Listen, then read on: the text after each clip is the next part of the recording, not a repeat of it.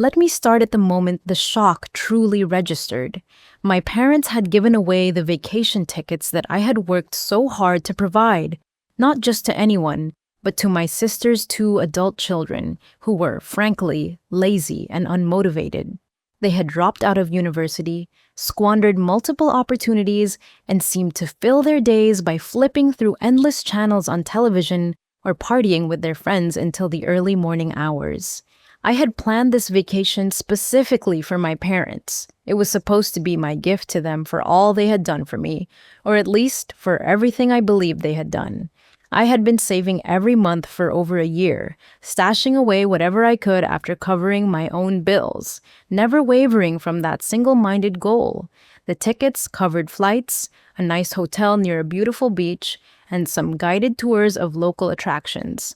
And then, poof, given away as casually as if they were passing on old hand-me-down clothes. I suppose if someone else were in my shoes, they might have swallowed the anger, found some graceful way to accept it. But I couldn't.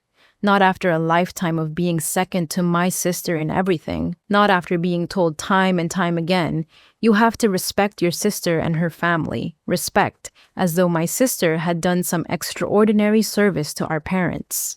Respect, as though my niece and nephew had earned anything by virtue of their endless television and watching and partying. I don't know when the seeds of bitterness were sown in me. Perhaps it was years ago when my grandmother died and left her house to me in a letter that clearly named me the inheritor, only for my parents to quietly sign the deed over to my sister.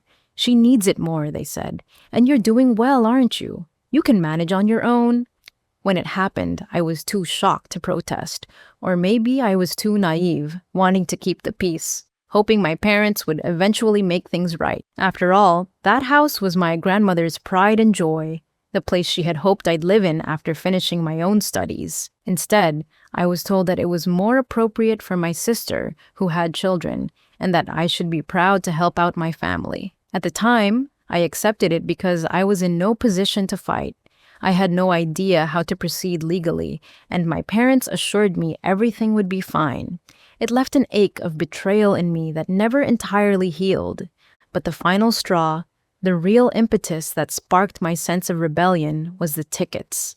I can still see my father's face, so nonchalant about the entire thing, and my mother softly echoing the same self-righteous line. You need to respect your sister's family. They have more daily burdens than you. As if I was living in some palace with no worries of my own. As if saving for those tickets had been easy.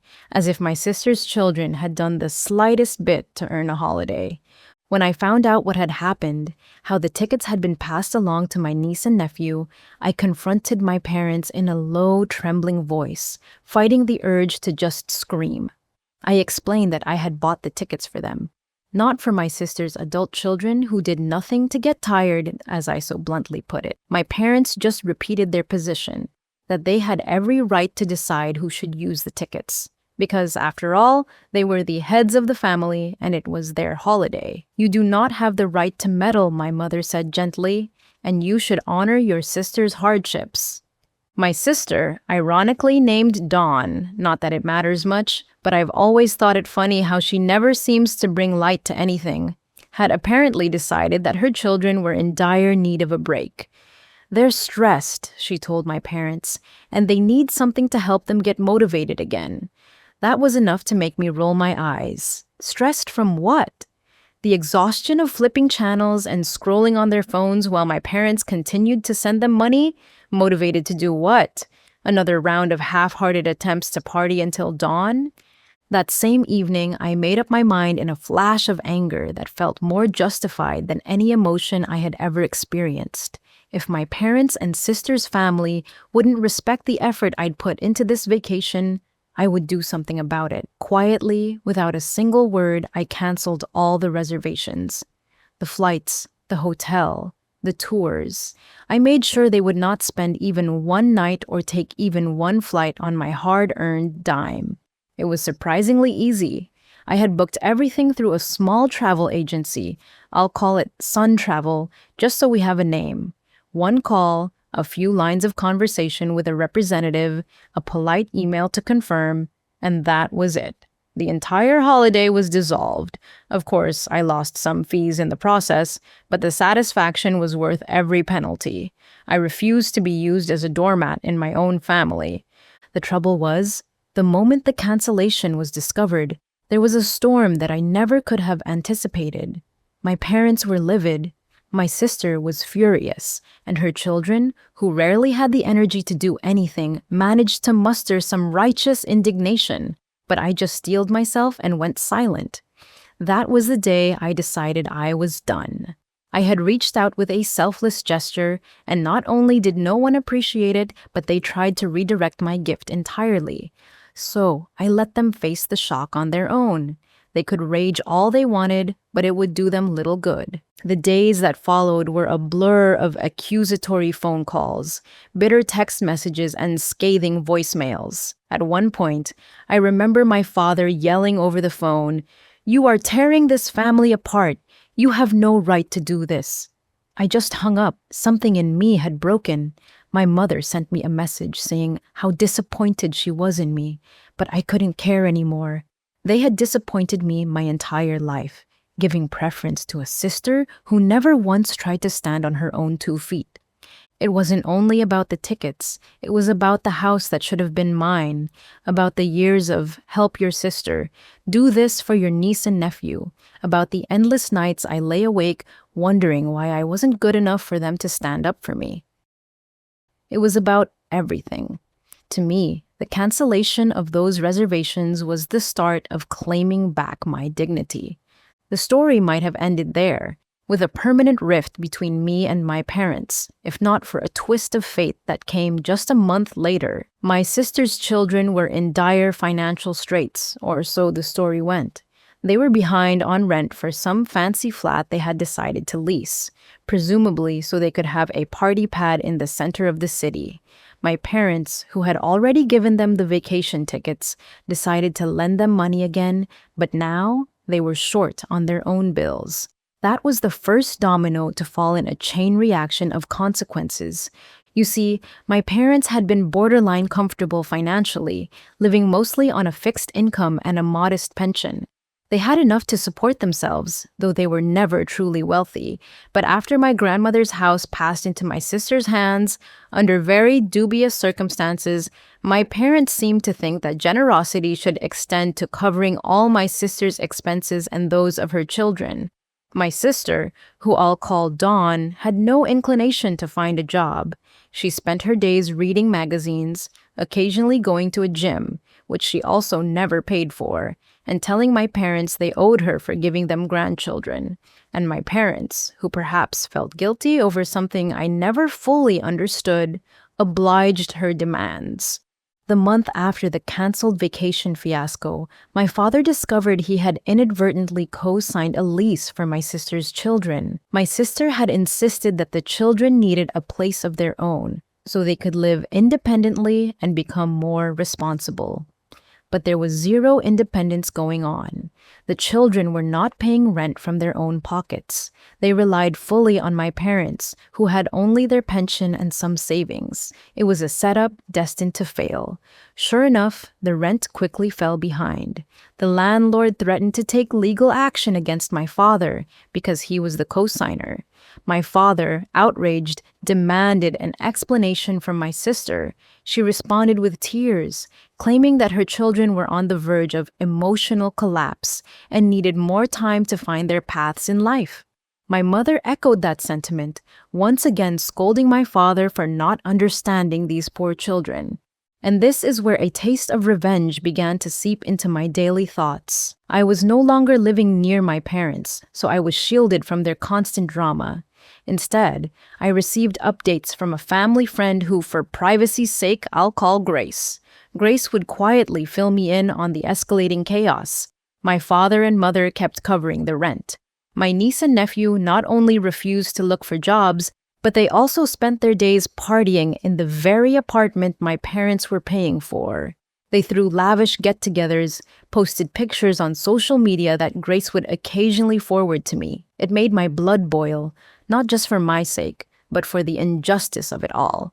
My parents had spent their entire lives working modest jobs, and now, in their retirement, they were hemorrhaging money to cover a lifestyle that was the polar opposite of what they had taught me as a child.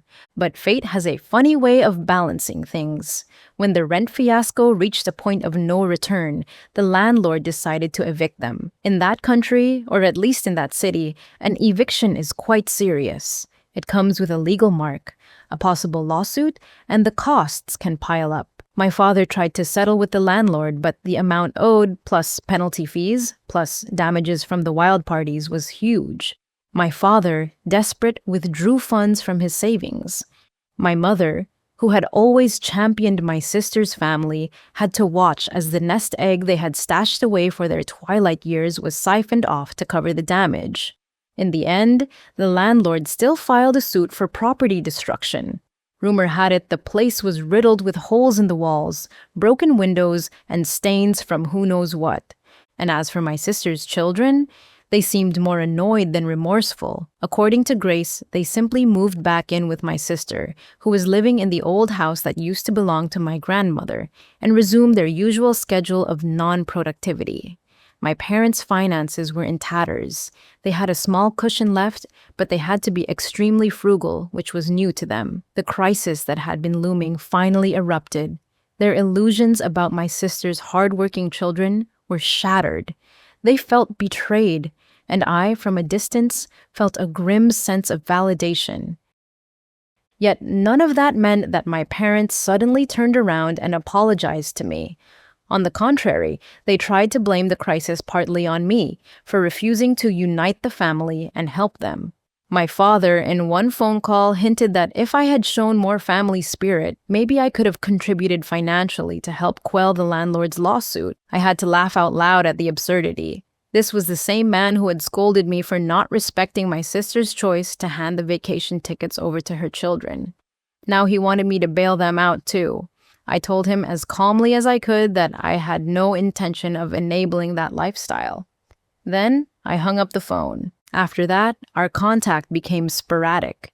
For the better part of a year, my parents and I barely spoke. The rift was clear, and I had no interest in bridging it. I continued with my job, worked overtime, and even managed to take a solo trip with the refunded portion of the canceled vacation money. It was a short getaway, but it refreshed my spirit and made me realize life was more than begging for acceptance from ungrateful people. I visited a coastal village, wandered along quiet beaches, and reflected on how liberating it felt to stop chasing my parents' approval. Meanwhile, my sister's adult children, facing a world that no longer cushioned every fall for them, began to see the real cost of their laziness. My parents, now short on funds, could not give them as much money as before. My father had to be more cautious.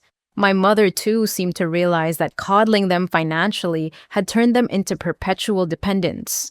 While my sister had the grandmother's house, which in my view should have been mine, it still came with maintenance costs, property taxes, repairs, utilities. My sister had no job, no stable income. So, in a final stroke of desperation, she decided to rent out a portion of the house's lower floor to strangers in order to cover some expenses. I heard bits of this through Grace and found it darkly amusing that the home, once a precious heirloom meant for me, was now being chipped away to strangers simply to keep the bills paid. It was then that something changed in my mindset. The anger that had fueled me for so long began to morph into a sense of cold, clinical distance. I realized I didn't care anymore if they all fell deeper into trouble. It was as if I had lost any emotional ties with them. They had battered my sense of familial love so relentlessly that it no longer existed in the same form. I wasn't out to destroy them, but I also wasn't willing to extend a hand. If they were going to sink, I would watch from the shore. Still, there was a part of me that was curious. I wanted to visit my grandmother's old house again, but I didn't want to see my family. I had so many memories there, holiday dinners, childhood hide-and-seek in the backyard, quiet afternoons with my grandmother teaching me how to care for the rose bushes that lined the garden fence. So I made a secret trip. I drove by the house one afternoon, parking on a side street so no one would see me. I walked around the block until I stood across the street from my grandmother's house. My heart fluttered when I saw the chipped paint on the shutters, the overgrown grass, and an old car in the driveway that I didn't recognize. The windows that used to glimmer with life now looked dusty and unkempt. It was a strange mixture of sorrow and grim satisfaction. My sister had gotten what she wanted, but it was a hollow victory. She couldn't maintain the house's old warmth and beauty, and it showed. Around that time, I also discovered a letter tucked away in a long-forgotten box of my belongings. It was from my grandmother, written about a year before she passed. In it, she told me how proud she was of my determination, how she looked forward to seeing me flourish in the house.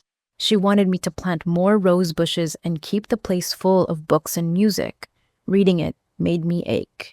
It also reignited the quiet fury that had guided me to cancel that doomed vacation. I knew my grandmother had intended the house to be mine.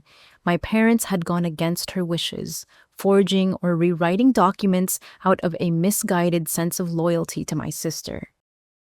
That betrayal struck me anew, but it also stoked a sense of resolution. I wouldn't let that betrayal define me forever. The next twist in our family saga came about 6 months later when the municipality, let me keep it unnamed, but it was the local government, decided to reevaluate the property taxes for the entire neighborhood where my grandmother's house stood. Suddenly, my sister was faced with a steep increase in taxes. She couldn't pay. She demanded help from our parents, who by then had significantly less savings. My father tried to find a way out, some discount, some scheme, but the local government was firm. The taxes were due, or there would be legal consequences. My sister, in a panic, tried to contact me. She sent me messages saying that since the house was originally meant for me, I should help foot the bill. That if I truly cared about grandmother's legacy, I would help preserve the property. I found it almost laughable, but it also made me livid in a new way. They had cheated me out of the inheritance, belittled me all my life in favor of my sister, and now had the audacity to ask for my financial aid to keep the place afloat. My first impulse was to delete every message. But I decided to respond just once with a short, curt line. I owe you nothing. That was all. My phone blew up for days afterward, with my sister hurling accusations of selfishness, my parents claiming I had lost all sense of family duty. I blocked them. It felt good, though it also carried a hollow sadness. But I knew it was the only path forward. I might have let them spiral into their own mess indefinitely if not for an unexpected event a few months later. My mother was hospitalized for a minor heart issue. I was torn. As furious as I was with her, she was still my mother, and my sense of duty tugged me to at least check on her. So I took a day off work, drove to the hospital, and found her lying in a cramped room looking pale and vulnerable. My father was at her side, stooped in a chair, worry etched into his features. In that moment, seeing them so frail, I felt a flicker of the love I once had. My mother saw me and tried to smile. She told me she was glad I'd come. My father nodded at me, but I detected no warmth, only an acknowledgement of my presence. We spoke in hushed voices, keeping the conversation civil and brief. My mother asked me about my work, told me she hoped I was doing well. I offered to help get some medication or a better arrangement for her, but my father shut down the idea. He insisted he had everything covered and implied that he did not want my involvement unless it came in the form of pure financial support for them and my sister's brood. I felt my heart harden again.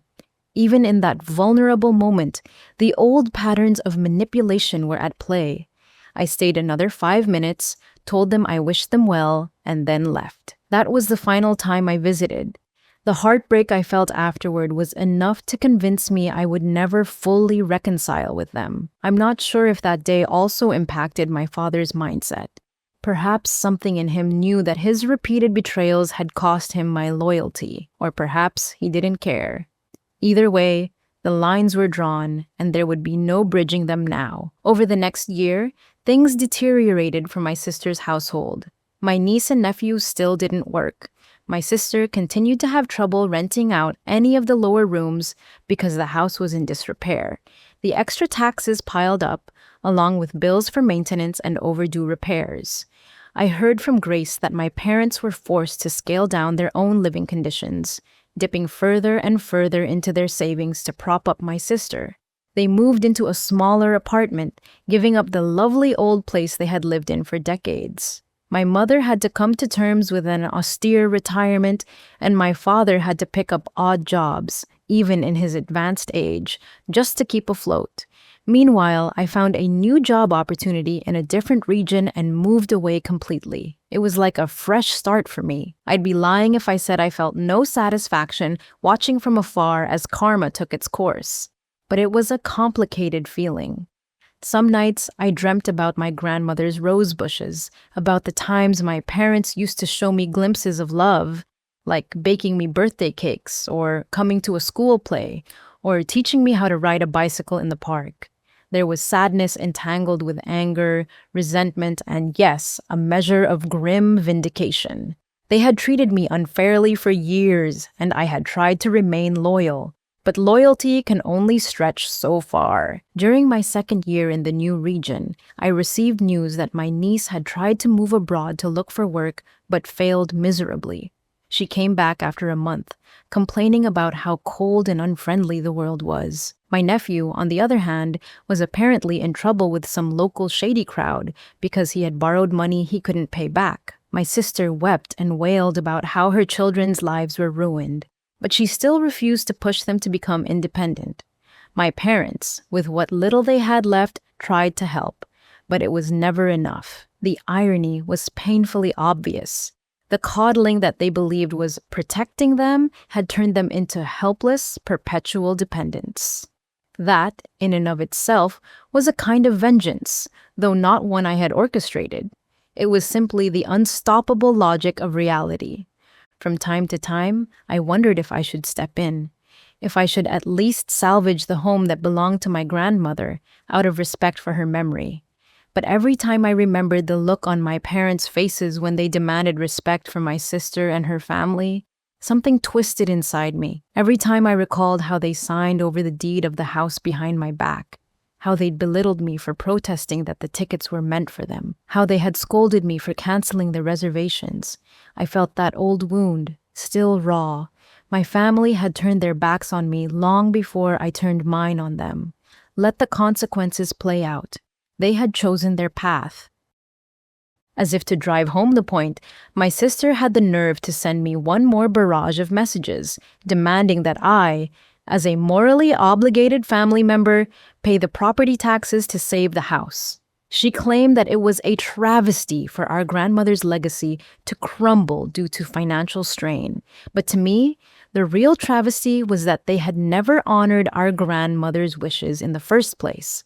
So I ignored the messages. I blocked her again, reaffirming my stance. They had made their bed, and it was not my job to fix it. The final piece of the puzzle fell into place when, about 3 years after the canceled vacation incident, the local government seized my grandmother's old house due to unpaid taxes. A bank or an investment group, who knows, I never bothered to learn the details, bought it in a public auction.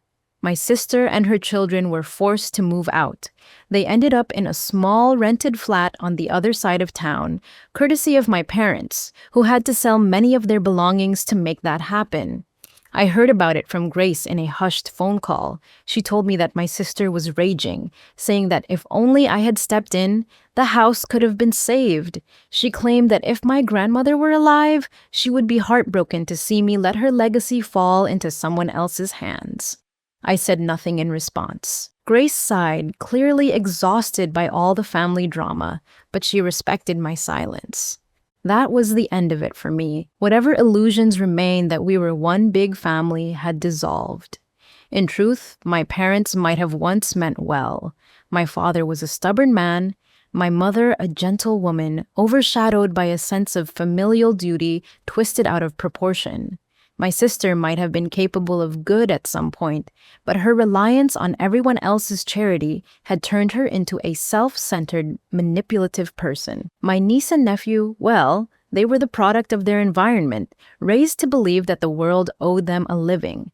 With no discipline or independence instilled, they'd become grown children, reliant on someone else's wallet. During a quiet evening in my new home, I reread my grandmother's letter.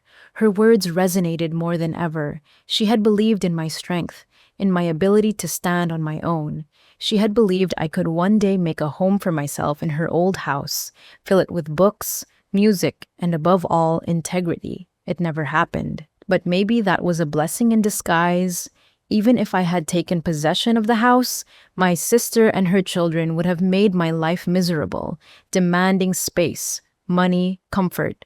My parents would have insisted that I share everything with them, that I respect the so-called hardships of my sister's family. In losing that property, I gained freedom. I also gained the clarity to see that blood ties alone do not create a loving family.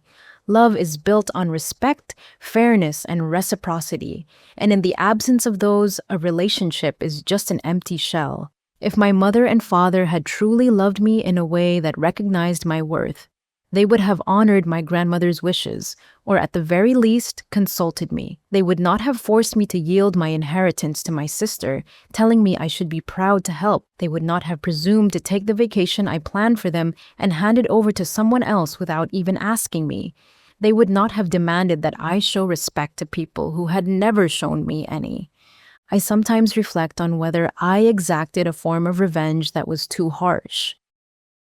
Canceling the vacation, blocking all communication, refusing to come to their financial rescue, it was a chain of decisions that severed me from my family almost entirely, and yet I see it more as self-preservation than cruelty. I did what was necessary to keep my sense of self-worth intact. Had I not taken those actions, I would have drowned in the cycle of enabling and resentment that plagued my parents and sister. It was better for me to walk away, let them deal with the consequences of their choices, and find my own path to happiness. Interestingly, in the aftermath of the house being auctioned off, my parents finally reached out in a letter, a real, handwritten one. My father wrote about how he never intended for things to go so far, that he had always believed in helping Dawn because he thought she was weaker. My mother added a short note about how she missed me. They didn't explicitly ask for forgiveness, nor did they mention the house or the canceled vacation. They only said they wanted me to consider visiting them in their smaller apartment to talk like a family again. I stared at the letter for a long time, my emotions in a whirlwind. The old pangs of guilt and loyalty rose up, battling with the lingering anger. In the end, I decided not to respond. Maybe one day I will find it in my heart to face them again. But not then, and even if I do, there is no going back to the way things were. Betrayals like that do not wash away easily. In the meantime, my life has blossomed in ways I never expected. I've been promoted several times in my job, have traveled on my own to places I'd always wanted to see. I've made a handful of deep, meaningful friendships that feel more like family than my biological one ever did. I've learned the value of boundaries and the power of self-respect. Sometimes I wake up and feel a pang of sadness because my parents aren't part of my journey, but it passes. I remind myself that if they wanted to be part of it, they should have stood by me when it mattered. They shouldn't have twisted my grandmother's inheritance or thrown away my gift so thoughtlessly.